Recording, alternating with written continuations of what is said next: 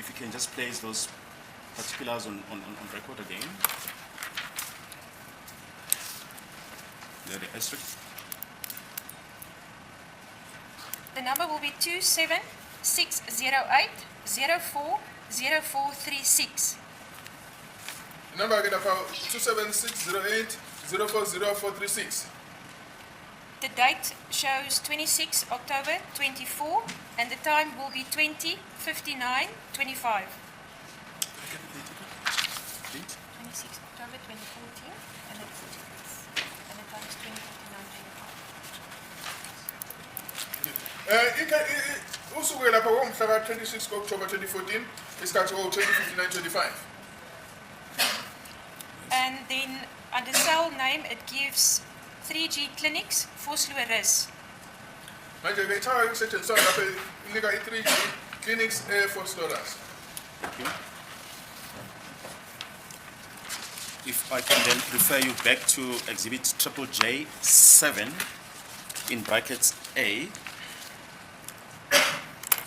the address of the different towers are reflected. If you can just place the address of the tower clinics on record. There where the asterisk is. Let's just read out the tower name. The tower name will be Vosloorus. No, there where there's the asterisk.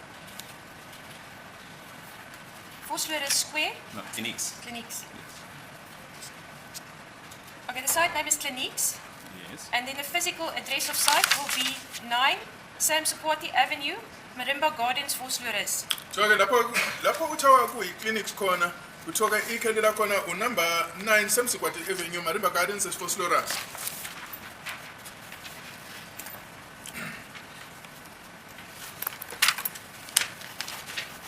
Thank you. You can then proceed. So this address, Sam Sukwati Avenue,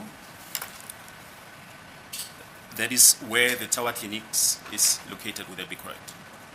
That's correct. So ke ithawa lena ikhona lapha kuleya mgwaqo Samsikwati Street. Yes, you can place the next entry on record. At 21:04:09 at Sam Sukwati Avenue, the vehicle shows motion ignition off. So isikhathi ka 29:04:09 imoto ke sekhona nomgwaqo Samsikwati Avenue Vosloorus. Imoto ke ikhombisa ukunyakaza kodwa ke isacinyiwe. Once again, I'm going to refer you to the extract of the section 205, which have been handed in as exhibit J in bracket 1 through Ms. Pinky Faithillingham. That will be, my lord, page 2186 of exhibit J1. If you can just place those particulars on record. Just the cell phone number, the second asterisk, the cell phone number, as well as the date and time and the tower name. The cell phone number will be 27608040436. Your cell phone number is 2760804036. The date will be 26 October 2014. So go on 26 October 2014. The time will be 21:05:37. Isikhathi ke 21:05:37. Third party. No, just place the tower name. The cell name will be 3G Clinics Vosloorus. Ithawa ke lesetshenziswa lapho i3G Clinics Vosloorus. The time that it just plays on record, how does it compare with the time that's reflected in the trip log, the one that you've just placed on record? The time on the trip log will be 21:04:09, and then the time on the evidence will be 21:05:37. Isikhathi ke lapha ke ku trip log 21:04:09 lapha ke lo mbiko wamafoni 21:05:37. Thank you. You can then place the next entry on record. At 23:02:58 at Sam Sukwati Avenue, Vosloorus. The vehicle states ignition on, GPS unlock. So lapha isikhathi 23:58 imoto isekulomgwaqo uSamsikwati Avenue eFosloras ikhombisa lapha imoto ikukhona istartwa tsane GPS ke nayo ke iyasiyavuleka. Here's next entry. Next entry at 23:03:04 at Sam Sukwati Avenue, Vosloorus, Gauteng. The vehicle shows stopped, GPS unlock. Manje ke lapha isikhathi 23:04 isakubona nomgwaqo uSamsikwati Avenue eFosloras le moto ikhombisa ukuthi isimile i-GPS ke nayo ke isavulile. Next entry. Yeah, you can just proceed and put all those entries on record. At 23:03:12 at Sam Sukwati Avenue, Vosloorus, vehicle shows stopped. Isikhathi 23:12 uSamsikwati Avenue imoto ikhombisa ukuma. At 23:06:12 at Sam Sukwati Avenue, Vosloorus, vehicle shows stopped. Isikhathi 23:06:12 kuwona umgwaqo uSamsikwati Street imoto ikhombisa ukuma. At 23:09:12 at Sam Sukwati Avenue, Vosloorus, vehicle shows stopped. Isikhathi 23:12 kuwona umgwaqo uSamsikwati Avenue imoto ikhombisa imile. At 23:12:12 at Sam Sukwati Avenue, Vosloorus, vehicle shows stopped. Isikhathi 23:12 umzuzwana emgwaqweni uSamsikwati Avenue eFosloras imoto ikhombisa ukuthi imile. At 23:12:16 at Sam Sukwati Avenue, Vosloorus, vehicle shows moving at 22 kilometers an hour. Ngesikhathi 23:12:16 seconds lapha ke kumgwaqo uSamsikwati Avenue eFosloras imoto ikhombisa ukunyakaza ihamba ngesivinini esingama-22. At 23:15:16 at Nombela Drive, Vosloorus, vehicle shows moving at 50 kilometers an hour. Isikhathi 23:15 emgwaqweni uNombela Drive eFosloras imoto ikhombisa ukunyakaza ihamba ngesivinini esingama-50 amakhilomitha.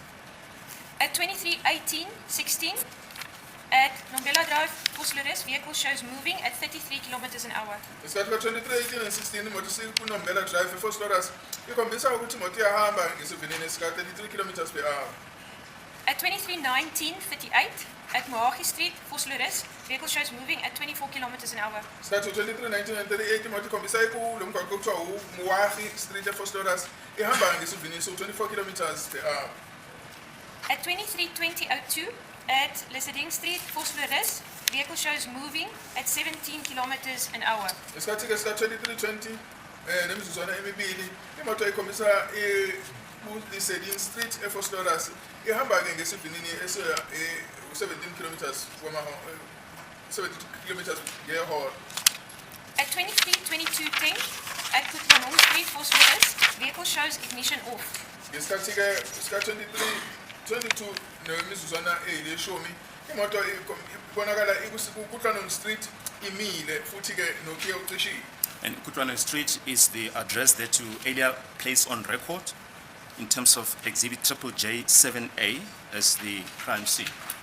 That's correct. Leya ndawo ke uKutlanong Street ke isibekiwe phambi kwenkantolo ukuthi iyona ndawo la kwenzeke khona lo bugebengu. Yes, you may proceed. Next entry. At 23:55:42 at Kutlanong Street, Vosloorus, vehicle shows ignition on, GPS unlock. Lapha ke ngesikhathi sika 23:55:42 imoto ibonakala kulomgwaqo uKutlanong Street eFosloras eGauteng isamile yona kodwa ke ukhiye ke usuka insini.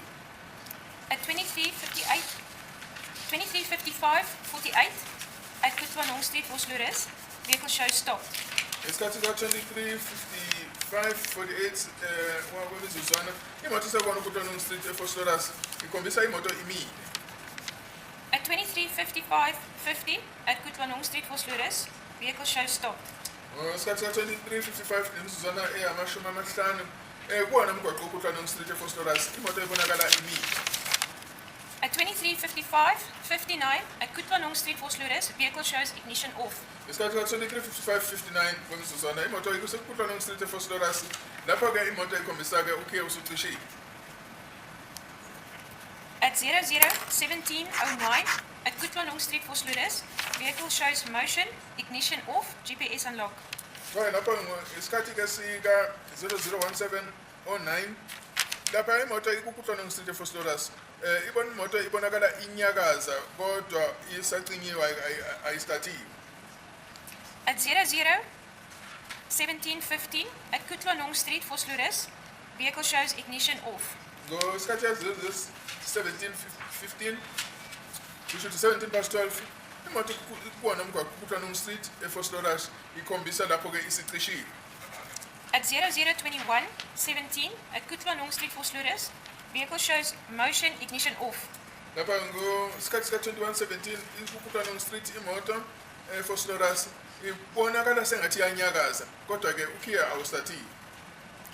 At 00:21:22 at Kutlwanong Street, Vosloorus, vehicle shows ignition on. Ngesikhathi 21:12 eKutlwanong Street eForstoras imoto ikhombisa ke ukuthi isistatiwe. It just plays the date on record. The date will be 2014-10-27. Kusho ukuthi mhla 27 wenyangeni kaOctober 2014.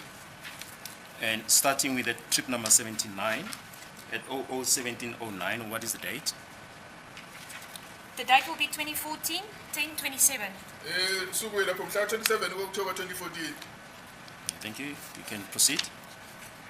At 00:21:26 at Kutlwanong Street, Vosloorus, vehicle shows stopped. Sikhathi 0:21 minutes past 12 suku kuKutlwanong Street eForstoras imoto ibonakala imile. At 00:21:27 at Kutlwanong Street, Vosloorus, vehicle shows stopped.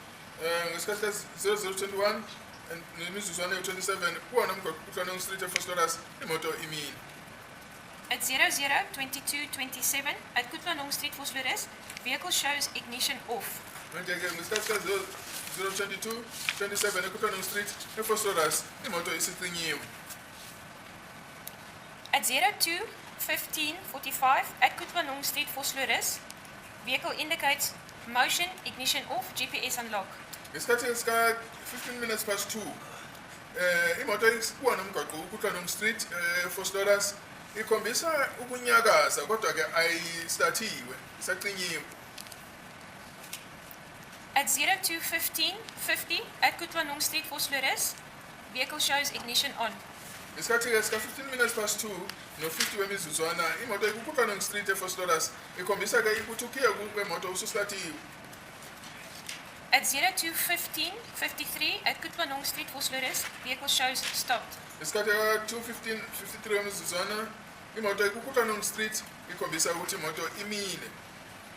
At 02:15:58 at Kutlwanong Street, Vosloorus, vehicle indicates stopped. Ngesikhathi 2:15 and 58 seconds imoto ikuKutlwanong Street eForstoras ikhombisa ukuthi imoto ayinyakazi. At 02:16:05 at Kutlwanong Street, Vosloorus, vehicle shows ignition off. Imoto ngesikhathi 2016:05 imoto ikuwona umgwaqo kuKutlwanong Street eForstoras ikhombisa lapha ukuthi ke ukhiya kwemoto usucinyiwe. At 02:16:52 at Kutlwanong Street, Vosloorus, vehicle shows ignition on. Ngesikhathi 16 minutes past 2 nemizuzwana e-52 imoto ikuKutlwanong Street eForstoras ikhombisa ke ukuthi isistatiwe. At 02:19:36 at Kutlwanong Street, Vosloorus, vehicle shows ignition off. Ngesikhathi 2:19:36 kusho 19 minutes past 2 eKutlwanong Street imoto ikhombisa ke ukucinywa ke kwakhiwa kwemoto. At 02:19:59 at Kutlwanong Street, Vosloorus, vehicle shows ignition on. Ngesikhathi 2:19:59 kuwona uKutlwanong Street imoto ikhombisa ke ukuthi ukhiya ke ususitatiwe futhi. At 02:21:16 at Mohagi Street, Vosloorus, vehicle shows moving at 20 km/h. Ngesikhathi 2:21:16 kumgwaqo uMoagi Street eForstoras imoto ikhombisa ukunyakaza ihamba ngesivinini esama-20 amakilometha. In other words, the vehicle is moving away from Kutlwanong Street, which, as you've read out, it's described as a crime scene. That's correct. But yakubona le moto ke isisuka kule ndawo uKutlwanong Street indawo yobugebengu. The entries that follow thereunder are not of much importance. If I can ask you to turn to page 50.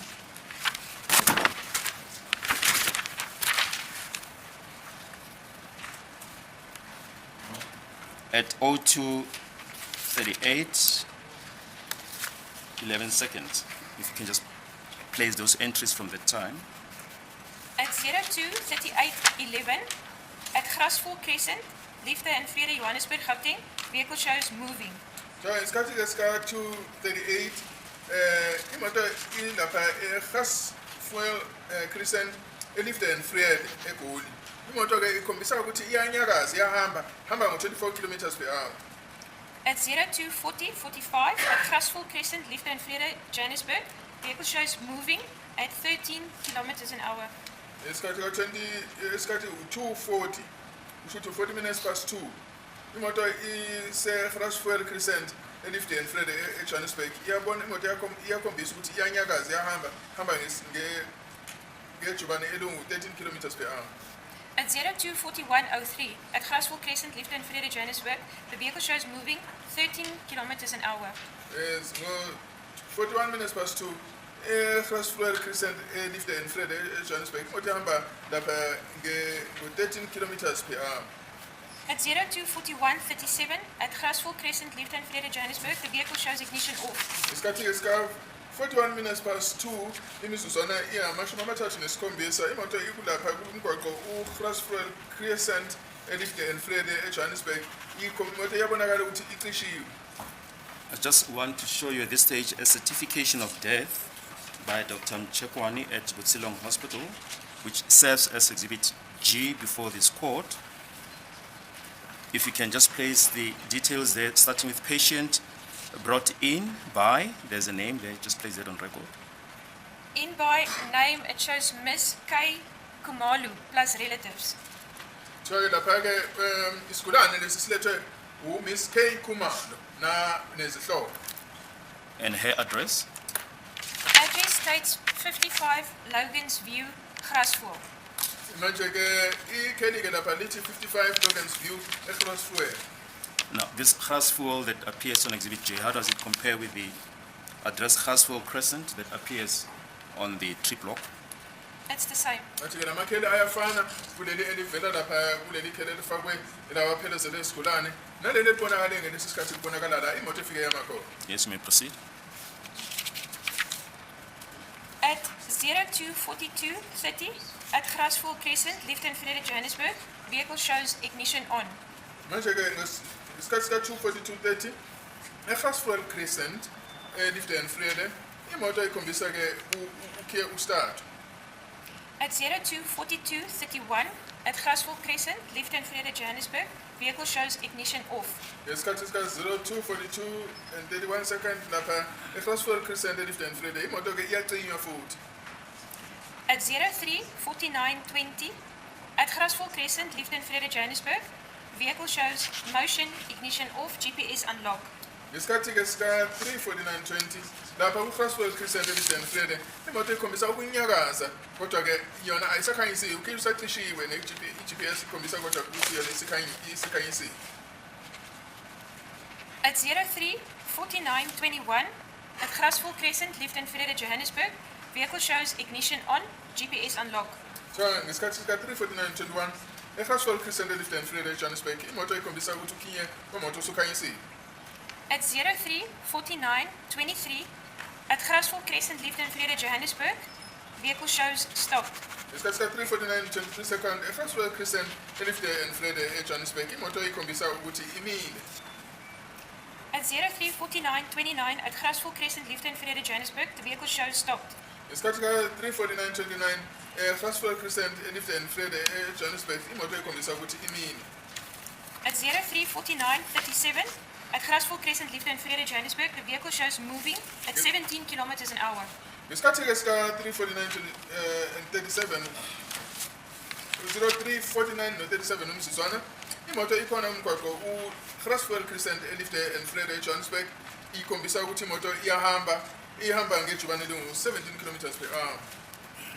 At 03:49:39 at Grasvol Crescent, Liefde en Vrede, Johannesburg, the vehicle shows moving at 17 kilometers an hour. Ngesikhathi sika 49 minutes past 3 nemizuzwana eyamashumi amathathu nesishagalolunye imoto esekuGasfuel Crescent eLifte and Vrede eJohannesburg ikhombisa ukunyakaza ehamba ke ngejubane elingu 17 kilometers per hour.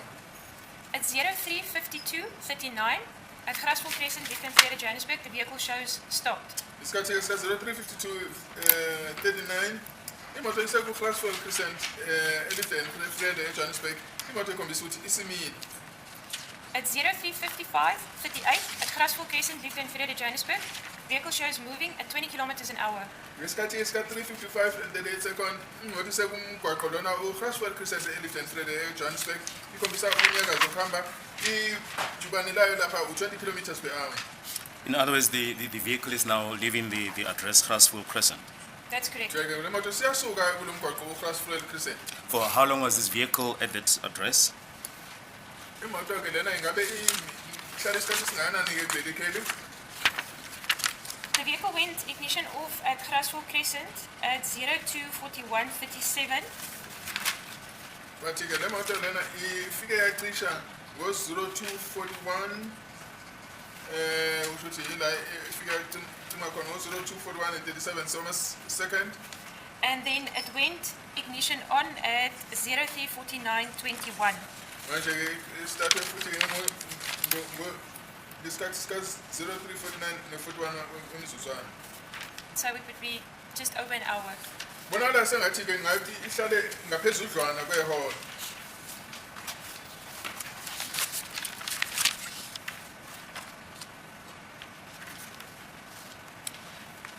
At 03:52 39 second, it shows stop.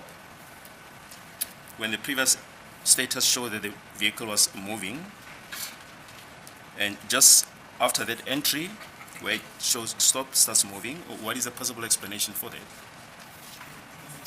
If it's inside of a complex, most complexes have boom gates, security officers at the entry. So it could possibly, the vehicle stopped there, so it could possibly be at the entry exit of the complex. So lapho incazelo echaza ukuthi yini imoto ibonakala ihamba ibuye ihamba isikhathi esifishane. So lapho mhlambe ngabe kukhona ke kwamanye ama-complex la kufike kubekwe ama-boom lawo enza ukuthi amise imoto ingabe imiswa yikona lowo. Now, the next series of entries are not really of much importance. If you can go to the entry at 040321 on the 27th of October 2014. At 040321 at Helderberg Place, Glen Vista, Johannesburg, the vehicle shows ignition off. So ngesikhathi sika 040321 eHelderberg Place eGlen Vista Johannesburg imoto ikhomba lapha ukuthi iyacima. This is the address that you placed on record earlier on when you were reading the RICA information, as the address in whose name the cell phone that you've placed on record was recorded. Is that correct? That's correct. But I don't know the local SLB when I my cell phone record. Yes, next entry. Next entry, 040710 at Helderberg Place, Glen Vista, Johannesburg, the vehicle shows motion, ignition off. So ngesikhathi sika 04710 eHelderberg Place eGlen Vista imoto ibonakala kukhona ukunyakaza kodwa ke ayistartile. At 040711 at Helderberg Place, Glen Vista, Johannesburg, the vehicle shows ignition on. Kuthe ngo-04711 eHelderberg Place eGlen Vista Johannesburg imoto ikhombisa ukuthi ukhiya usustartiwe. At 040728 at Helderberg Place, Glen Vista, Johannesburg, the vehicle shows ignition off. Isikhathi ka 0728 khona eHelderberg Place eGlen Vista imoto ikhombisa ukuthi icinyile. As a court, please. Will this be an appropriate time to take the usual short adjournment? Okay. 11:19. Okay, thanks. Yeah. 15 minutes, we'll be back. All right.